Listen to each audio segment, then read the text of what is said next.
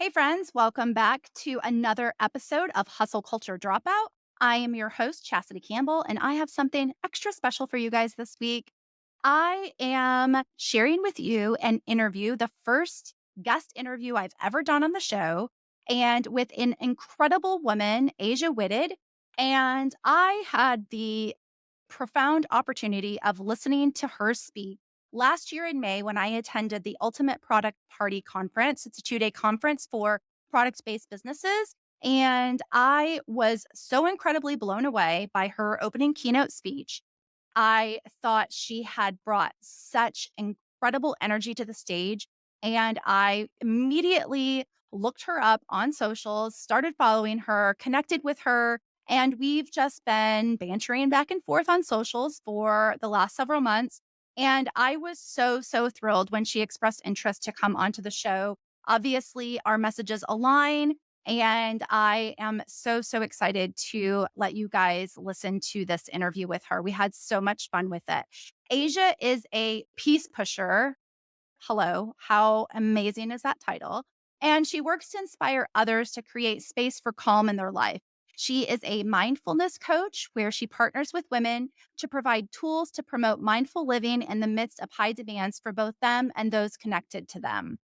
Through coaching programs, workshops, and speaking, she shares experience of overcoming overwhelm with a pause. Asia has been featured in Bold Journey magazine, Shout DFW, and on the Ultimate Product Party and TEDx stages. Her pause allows her to toss glitter with her kids, devour suspense novels, and have epic dance parties in her bathroom to the early 2000s music. I am so excited for you guys to listen to this interview. I know you're going to love it. So, without further ado, here is the show.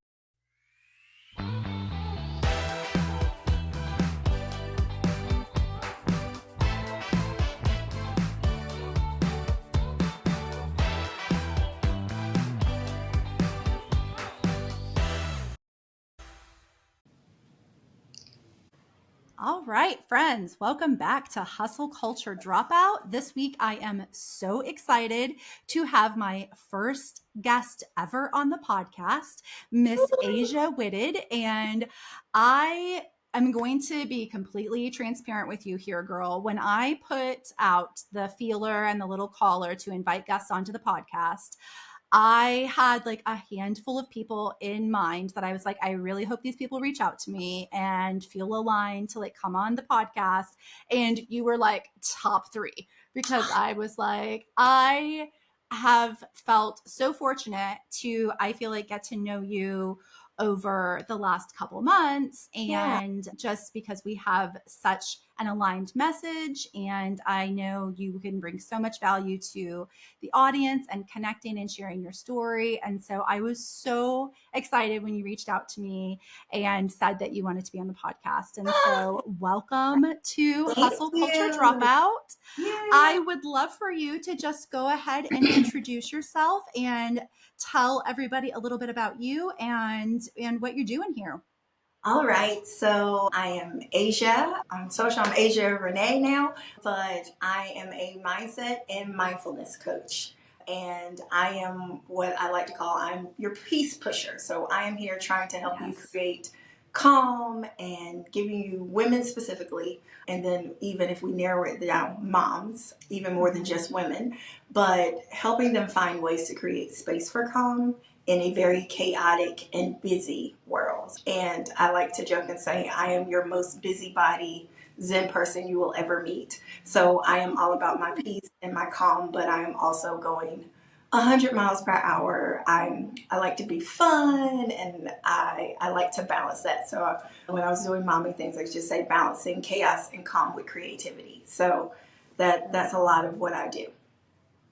Right, right. I love that because I think that's one of the reasons that I felt drawn to you once I started.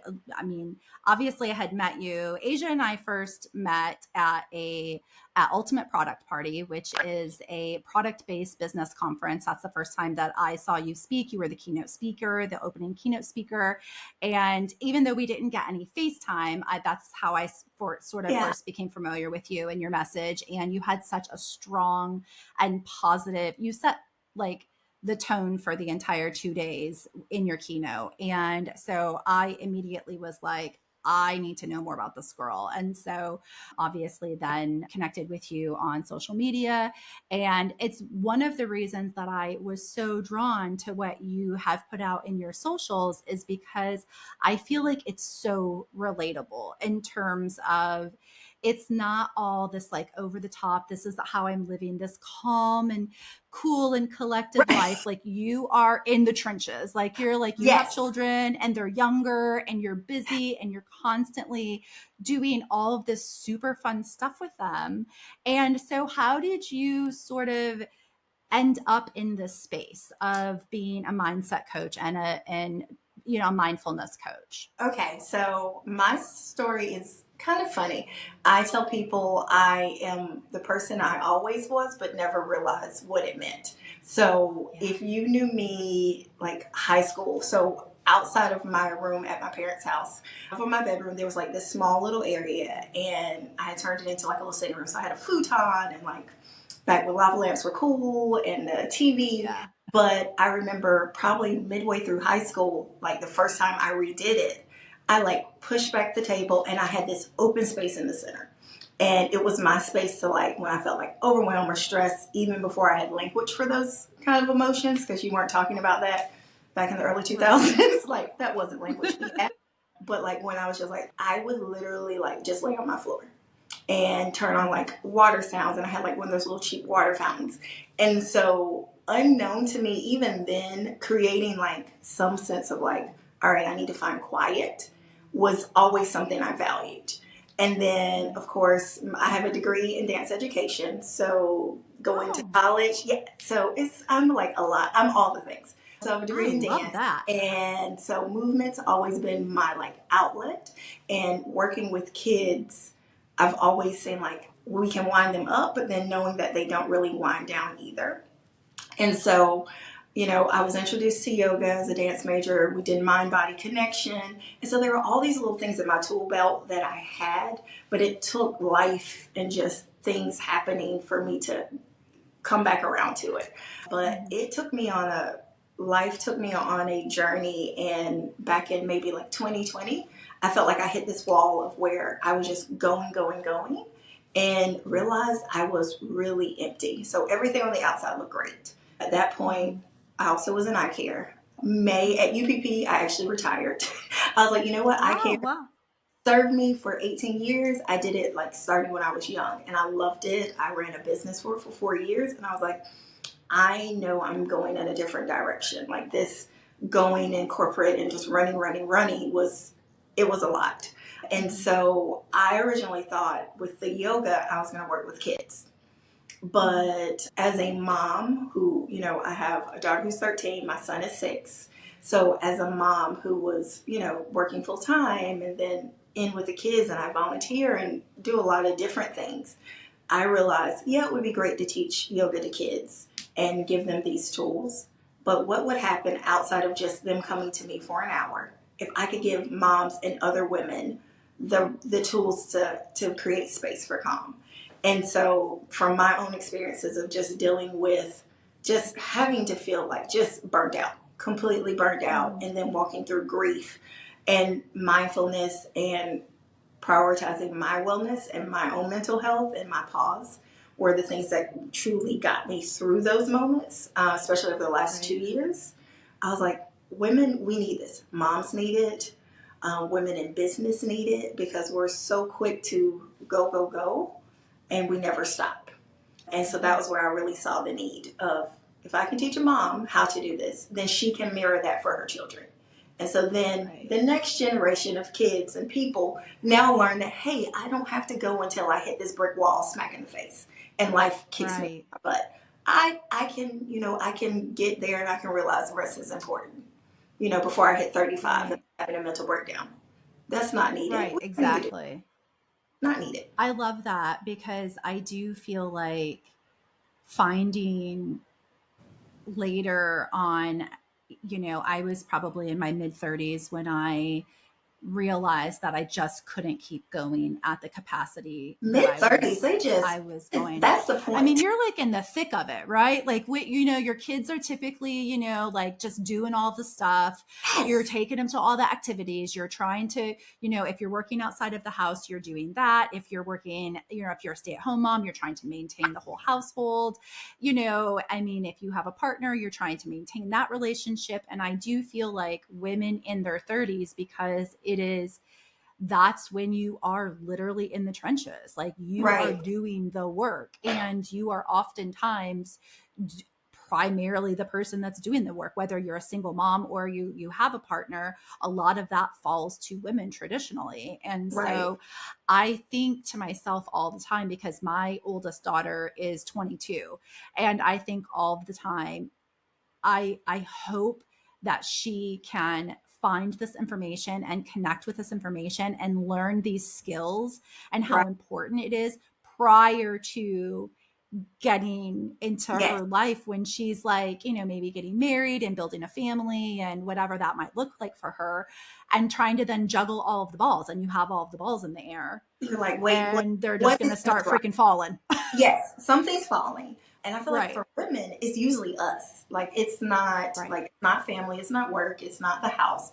It's us. It's like us in a corner, like crying or just so overwhelmed, so exhausted, irritable, whatever, however it shows up. But we're just like Mm-hmm. so empty. And like for my daughter, she's 13, and I'm constantly like, baby girl, what do you need in this moment? Like trying to teach her, like, Yeah. that feeling, what do you need? And it's okay if you need something. And it's give yourself a little grace, give yourself some care, because we don't treat ourselves the way we treat like a best friend or Yes. a child. Like we don't give ourselves that level of care. Mm-hmm. I think that that's so great to be able to pass that and teach your kids that lesson. So I, it is a huge goal to let people understand that that's the only way we're going to be able to like break this cycle of Yeah. the generational problem of putting ourselves last, or burnout, and Hmm. just overall the blanket of mental health issues with anxiety and everything else that we suffer from. The only way we're going to be able to finally break that is by teaching our kids and teaching, the younger generation, hey, it's okay. Like, you don't have to be the only person in charge of this, or it's okay Right. for you to say, hey, like, I need a moment. Like, I would love to like hang out with all of my friends right now, but I'm feeling depleted and I need to Yeah. like pour back into me. Right. And allowing kids to sort of like giving them the tools and the words and the ability to speak up for that, I think is great. Do you do that with your son as well? And since he's so much younger, does he understand He that? What kind of things do he you use with understands it him? for him, and it's really neat because for like my daughter, we had done yoga and she danced, so like the movement, she understood that. But it's really interesting because he was so small, so like we started doing yoga a lot more, and like him seeing me and then me doing it with them probably over the last year and a half. So he's grown up, probably I would say from 3 to now, seeing Mm-hmm. mommy do yoga, seeing mommy sitting out with her journal, seeing her with her tea, or being like, Baba, it's mommy's quiet time. So he like loves it. He's like, okay, well, mommy, I'm gonna chill. He says, I'm gonna chillax for a little bit. And like, Oh. just even at this age, he's picked it up. And it was Mm-hmm. really cool. His first grade teacher, when we met the teacher, she has a calming corner. And so like Mm-hmm. some of the like I have a breathing ball at home. And so when we went to meet the teacher, like he was drawn to it. He said, Mommy, look. And so it had a little poster with like feelings and like different tools and toys they could play with to bring him down. And so like the things we have at home, he's like, hey, I want to have a calming corner like that. So like now he sees that as like a cool thing. So it's nice to know that he can grow up and realize, okay, I have these tools, or he'll say, and he'll tell me, Mommy, pause. So he'll say, Mommy, pause. Or like when he wants Oh, me I to love it. do something. So he's like, and I'm like, wait, don't use my word. Like, Mommy, we have 5, but I don't care about pause right now. We need to go. We're late. You're like, I need you to pick up the pace here. All right. We be pausing later. Yeah, we pause later. This is not the time. So I can tell that he's starting to like get it. So it's nice to see that. And then it's a reminder because I always say kids are like best reflection, the good Mm-hmm. and the ugly, like things we see. Oh, Like I yeah. see my started like going and getting super overwhelmed. I'm like, babe, she's like, well, I see you. And I'm like, ooh, okay. That's Yeah. that's the next thing to work on for mommy. Let's take Mm-hmm. this to therapy. Mm-hmm. And all right, let's go Yeah. through this. So it's nice to be able to try to like start that at home. And Yes. then other kids that I'm around, whether it's family members, I do a lot with other youth. So trying to show them that, little tools, whether it's just taking a breath, checking in with your Mm-hmm. emotions, doing a Mm-hmm. vibe check. That's one thing I like to tell them. Like, take 2 minutes, just close your eyes, take a deep breath, and see give me two emotions you're feeling. Don't judge Mm-hmm. them, because I think people hear mindfulness and they think it means I have to be a great meditation expert or I have to get Right. on a yoga mat. And I'm like, no, it's that awareness. And that's Right. always the big thing that I try to, break that myth that anybody can do it. It's not set to Right. a religion or a certain person. Anybody can practice mindfulness and mindful living and reap the benefits of it.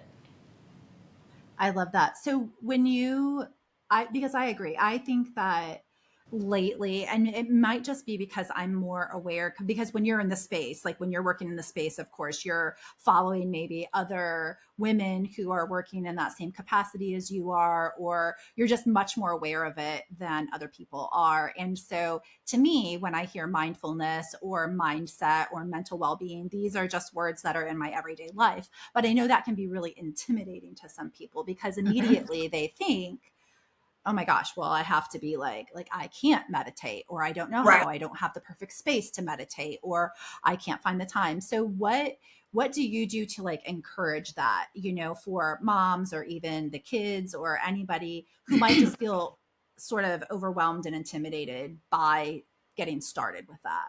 Right. So for me, I always preface it as I am that busy mom. I am, like I said, I'm in the Mhm. trenches. So even for me, I try to let what I do as be an example.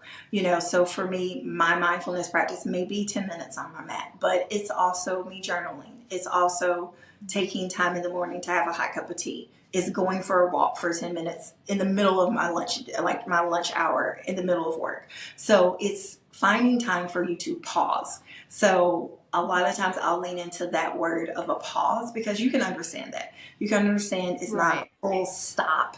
It's not a like, I'm not going, I'm just, chilling out for 30 minutes. It's a pause. And usually with a pause, you take a break and then you get back going. And that helps you reset in communication. That helps you reset, refocus, and telling them this is a tool. I don't want it to become something where it's just another task on your to-do list because we already have too many of Right. those. I'm stuck to my like planner. Like I have a to-do list, but I want it to be something that not only you feel that it's accessible, but it benefits you. So like if you can just Mhm. realize, probably one of the first things I recommend is like breathing. Just if you can just attend to your breathing, and use it as a bookend. Drop the kids Mhm. off from school before you pull off out of carpool. That look, you just Mhm. practice mindfulness, just that moment of like Mhm. check in and bringing yourself back into your body, because it is Mhm. intimidating. Like even when I started I was like, oh well, I don't know, is this mindfulness, what am I doing, like what encompasses mindfulness, and then I attach mindset to it. But the reason I couple them is because for a lot of women we don't even feel like we deserve to rest. And so before I can even Mhm. teach you about mindfulness and self-care, I need to figure out what is your thought process. Like what emotions, like when Right. you hear the word rest, do you think you're lazy? Do you think you're not being productive? Like we've got to dig that out first before I can even give you tools. And I think Right. that's probably where women really, it hits home. It's because they don't even realize, you know what, if someone says rest, it's not I don't know how, it's I don't think I deserve it. And so Right. shifting that thought process, shifting whatever those affirmations are that you're saying over yourself. Oh, I don't have time. Well, if you say that, then you see yourself as overworked and overwhelmed, then your thoughts are evident, your emotions, your behavior. It's like a big circle and you just get stuck in a loop. And so if I can like Right. kind of get you out of it, then we can make progress. Right, right. I think that that's so true because I know even now it is I mean, I have very firm boundaries because building my business, I also still work full time, right? And Right. so I have to, my personality is go, go, go. Like it's like I must be successful this minute. Like Right. this is going to work and I'm taking it to the top, baby. And there's nothing standing in my way. We're going full speed And ahead. so, yeah. And so I have to be incredibly aware Mhm. of how I am, how I want to feel, because I will not pause long enough to allow myself to feel that. And so I have Right. to be really deliberate and I have to think, okay, absolutely, I am not working on Sunday, like for any way, shape, or form, this is happening. And even then, it's sort of hard because I do feel like society has taught us, especially as women, but I do think just overall that our worth is tied to our productivity, right? Oh, So of course. however much we can accomplish in like the shortest amount of time, we are going to be seen as more valuable. I mean, and it's funny because I feel like there are so many times when I'll show up to like dinner with friends and we immediately everybody goes into how busy we are. Like, oh my gosh, it's been such a busy week and I've Yes. done this. And somehow you then like start feeding into this, like giving each other accolades for being busy. Yeah. And I'm like, what if we all just showed up and we were like, yeah, I like didn't do shit this week. like I actually like just like these are the things, like I did the bare minimum. Like I took care of Right. my kids and I They're fed them. alive. I'm But alive. the rest of the time we actually did rest because I feel like there's so much guilt attached to it. There's so Yes. much negative mindset like, well, I can't possibly sit here for 3 hours and binge watch Netflix or take a nap or go for a hike half of the day because I have to do X, Y, and Z. So how do you break that cycle? Like how do you teach that? How do you do it personally to get into that mindset that you are worthy of having rest, of resting? Yeah. It is, and I'll be honest, like fully transparent, it is still days where I'm like, hey, you chill, stop. Even being in this space, even knowing like I have to pause, I have to prioritize it, like even knowing like, okay, what are you doing today? And putting in those little pockets of space. There are still days where I'm like, prime example, like I'll have a to-do list. I'm a big like planner notebook girl. So like Mhm. Sundays I plan out my week and then every morning like I do my to-do list like in my phone so I can like mark it off because I like seeing it. And so like if I Yeah. know I'm not going to be able to get like that list done, I still have that moment where I'm like, oh my God, I know this is going to go to the next day. What can I do that I can get done so I can mark something off? Because there's still that little bit of attachment of I didn't get everything done. And so Mhm. for me, I really have to train myself, and it's still a work in progress of, okay, how are you feeling? Like, listen to your body. Are you exhausted? Like, are you irritable? For me, when I'm like overwhelmed, that is the first thing I can tell. I'm like, ooh, I'm really like, just like, anything everybody does is like aggravating me because I feel like I have to get all these things done. And so Mhm. trying to listen to that inner voice is like, you calm down, sit down. I know when before my dad passed in 2022, he was always great at being like, he would literally call me at like 10:30. What are you doing? Get in bed. Because he knew like I would still be like, Yeah. go. And he's like, are you going? And I remember like after he passed being like, all of a sudden being like, I am not sleeping. And then I was like, oh, that little voice in that check that I had that was like, go to sleep, lay down. Yeah. And so for a little while, I was literally writing down like the hours of sleep I was getting so I could Yeah. see it. So I could be like, oh, you feel crappy. You feel like trash. You got 5 hours for every day for the last 5 days. That you can't sustain yourself on that. And so sometimes Mhm. it's just those short little practical things of like, I don't feel like, or even tapping into how you feel. Like if you're going somewhere and you're there out of obligation, how do you feel when you Mhm. leave? Do you feel more drained? Do you like sit in the car and you're like, okay, let me go in? Now, of course, there's things in life we're always gonna be like, I don't want to do this. but we have to push through. But sometimes we push away that little bit of intuition and those gut feelings and those indicators that are trying to tell you, like, you need to rest, you need to take a pause, Yeah. you need to check in. And so I've started creating like days of like, okay, you know what, Asia, on your to-do list, put just 30 minutes. Don't put any, but like there's a 30-minute break.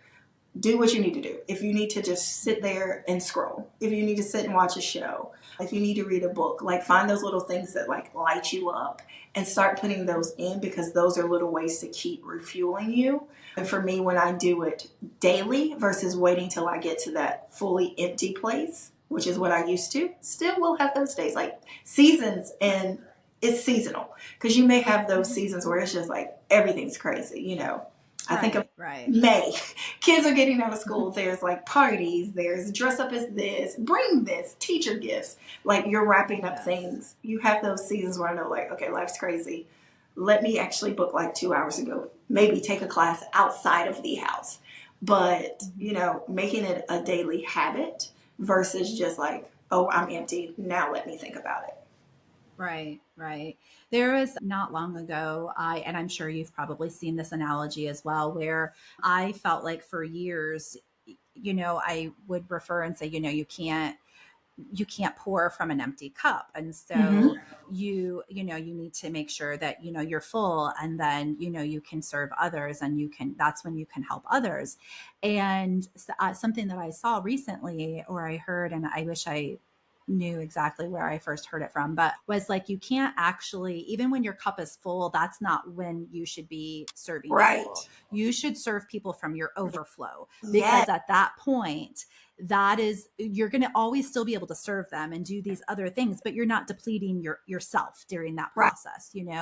And I think that is so pivotal in actually learning how to recognize, when you yourself are just completely, if I start serving people when my cup is full, I'm still draining that out. Like, I'm still going to Yeah. eventually get to the point where I'm empty again, and then have to like do it instead of pouring from your overflow. And that's sort of what that reminds me of when you're talking about that, is just being like, if you're making those small steps every week and scheduling it in, you don't deplete. Like, Right. you can actually stay full and stay overflowed to then be able to take care of everybody, else around you. And so I think, and I could be wrong here, so correct me if I'm wrong, but do you work full time outside of doing your own business as well? And so how do you manage that?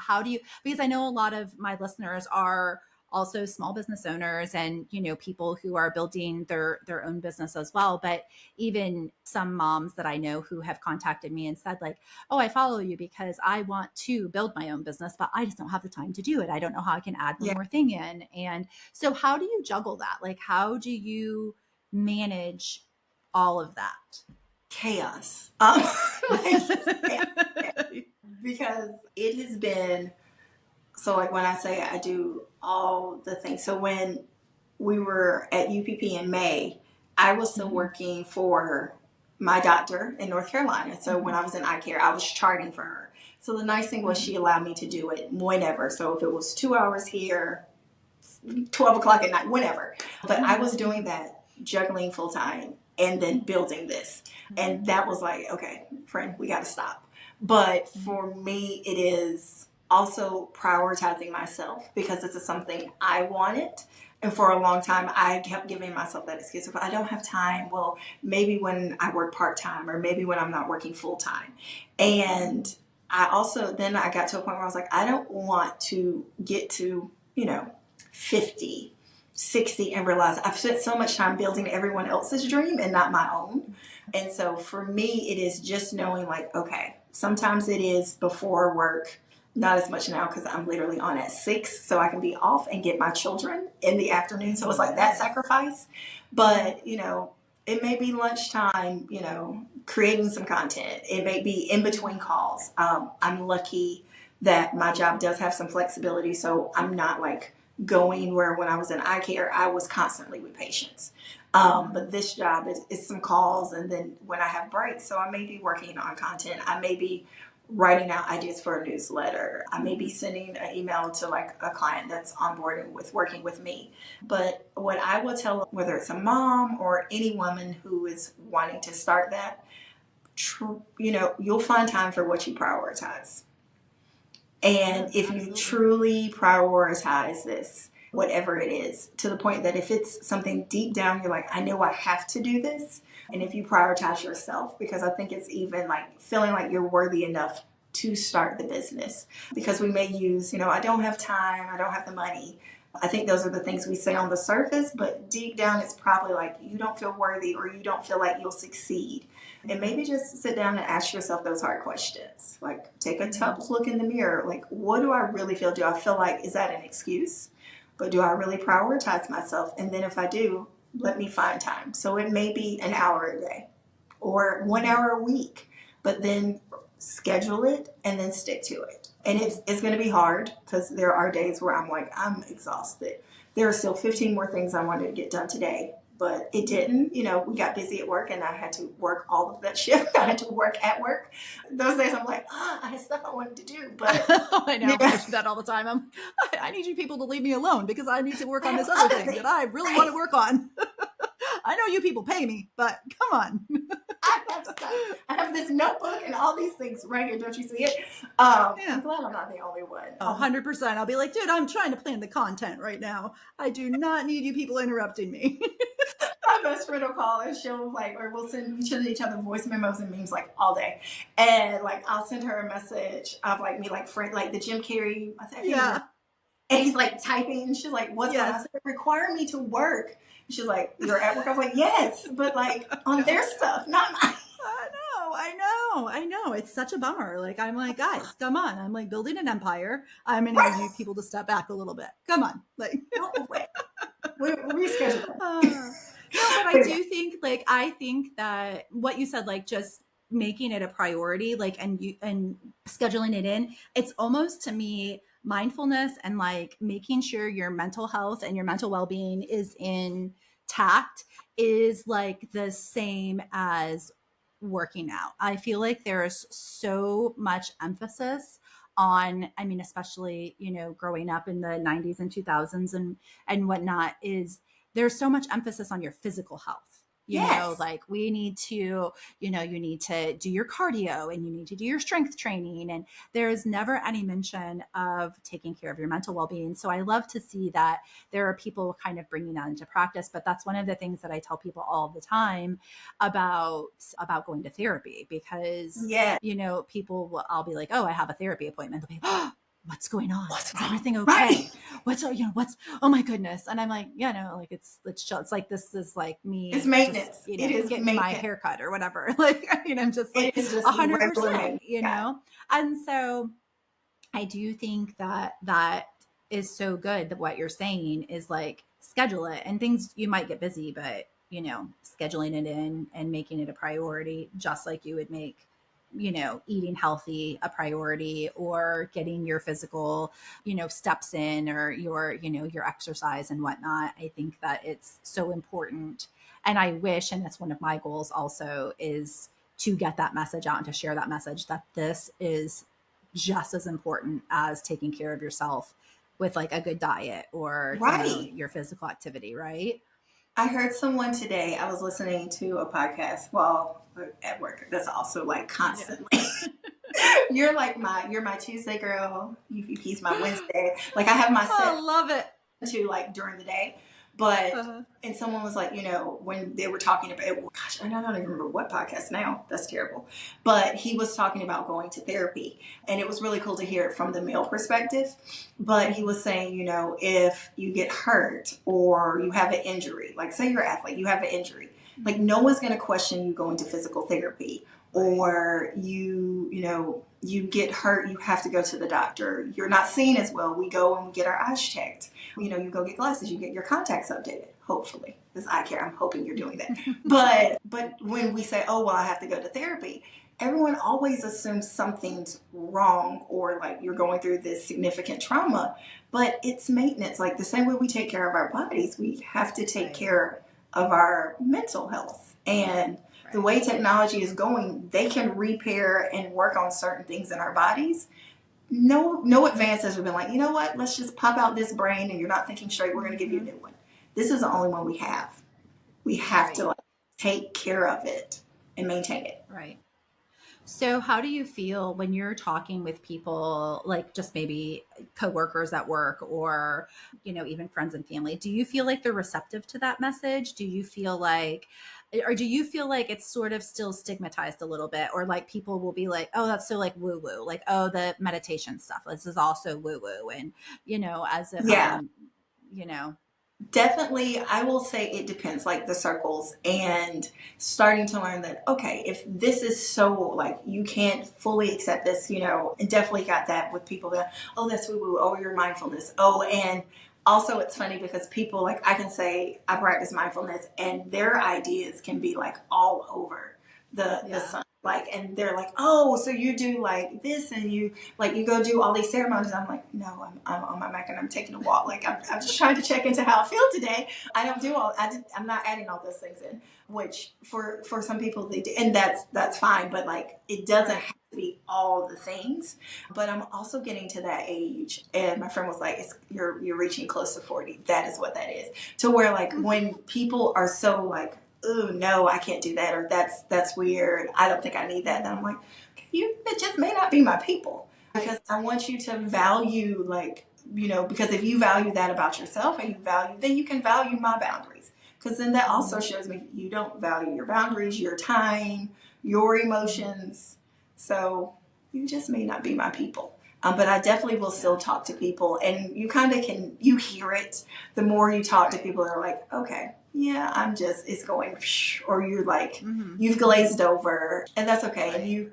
I feel like you have to get to that point. Everyone's journey is different.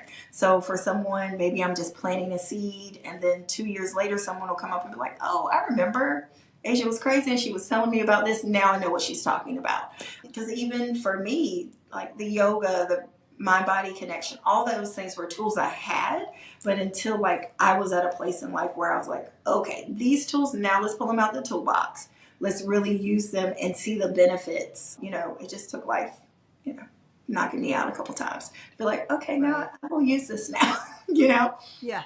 Like it's time. It's time. it's time. So what's next for you? What are you doing next? I mean, I know, you were the keynote speaker, like I said, at UPP, and you did this, very led us through the intentions, and it was such a great way to start that conference. Obviously, I know you're going to be the MC at UPP 2024, which is incredible. I'm so excited for you about I can't. that. It's going to be Maybe awesome. some dancing. So what else are you doing? What else are you doing? What else do you Um, have up your sleeve? So up my sleeve. So right now I'm working with a wonderful group of ladies as young moms and coaching. So starting 2024, I just got to make time for this, but opening up like the coaching to other people as well. And I've done it in the past, but like making it more wide known. So opening up coaching program in the early part of winter, so like February timeframe, and then looking for hosting a retreat.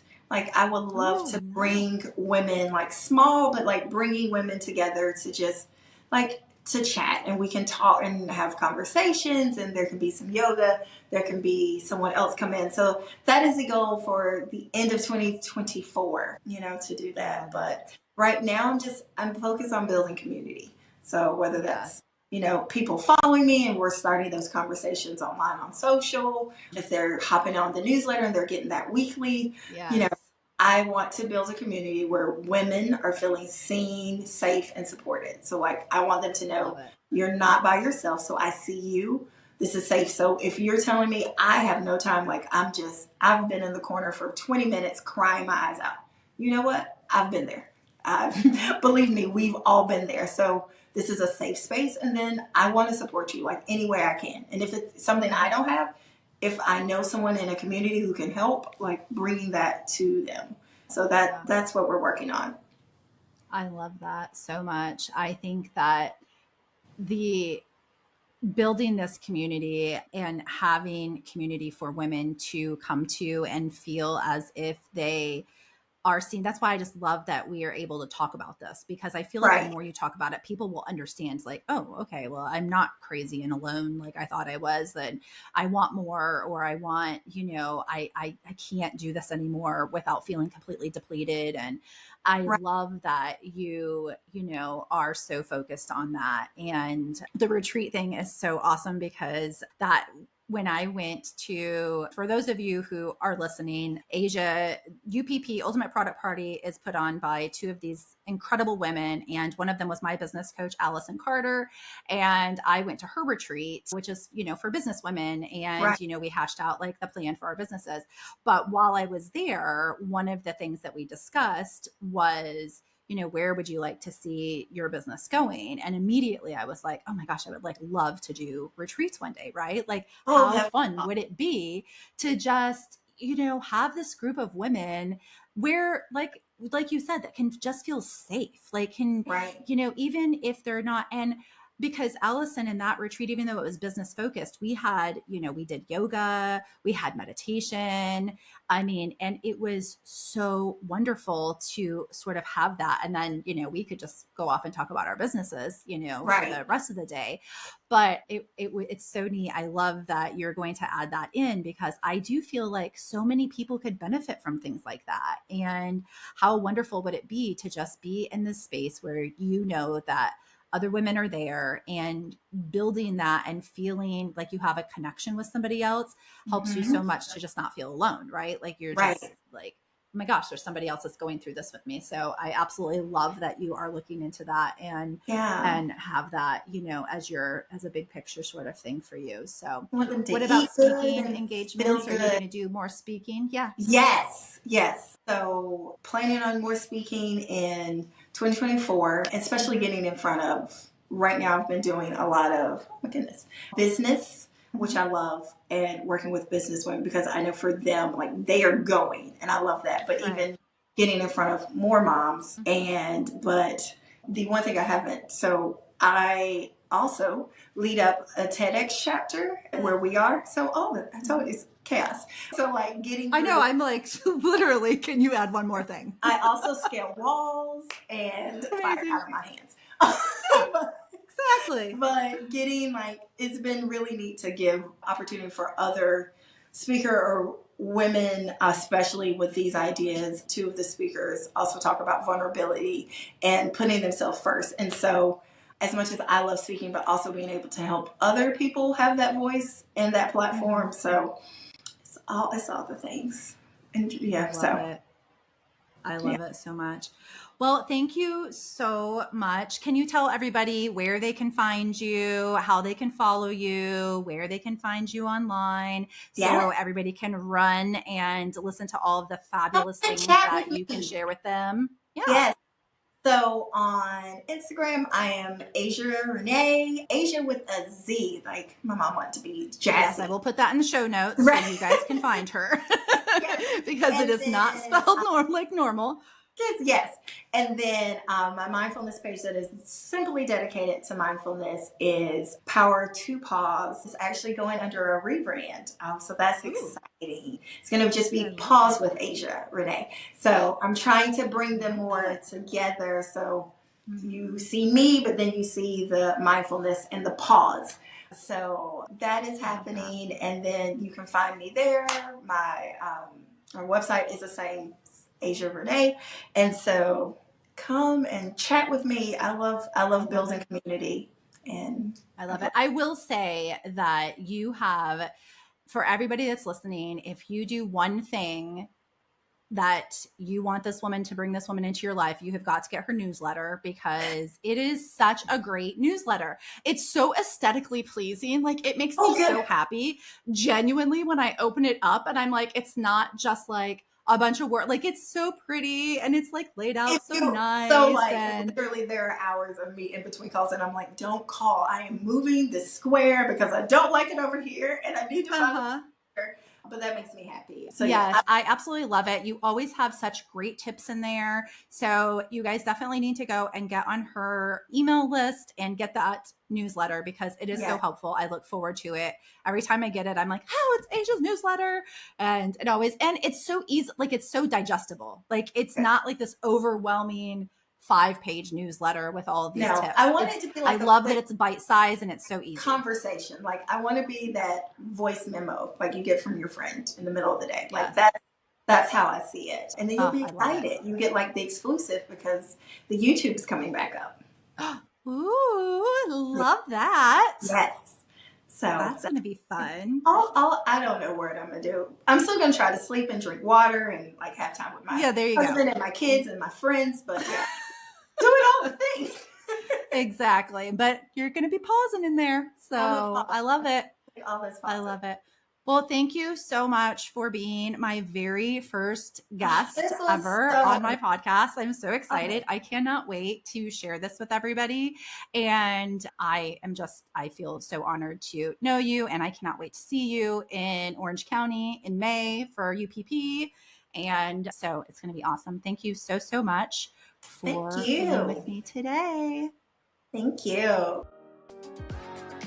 All right, that's it for this episode of Hustle Culture Dropout. I'm your host and real life bestie, Chasity Campbell. Make sure to subscribe to the podcast, leave a 5-star review if you loved it. Don't even bother if it's anything less than 5 stars. You can also follow me on socials at Chasity Campbell Co. or check out the website at chastitycampbell.com. Until next time, here's to living our most radically authentic and unapologetic lives. Thanks for listening.